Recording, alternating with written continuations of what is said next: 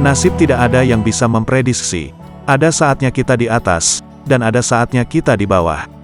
Seperti kisah wanita ini, dulu hidup berkecukupan sebagai istri pejabat, kini ia harus banting tulang jadi buruh pabrik. Kini, nasib wanita tersebut berubah drastis. Pasalnya, wanita itu kini banting tulang bekerja sebagai buruh pabrik. Video tersebut ramai diperbincangkan warganet hingga viral di TikTok. Diketahui, video tersebut dibagikan oleh akun TikTok @vicky90.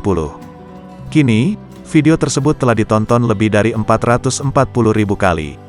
Sebelumnya, video tersebut menampilkan seorang wanita berfoto dengan suaminya. Sang suami tampak mengenakan seragam dinas, dan si wanita memakai kebaya berwarna hijau toska. Diketahui, sang suami pernah menjabat sebagai kepala desa.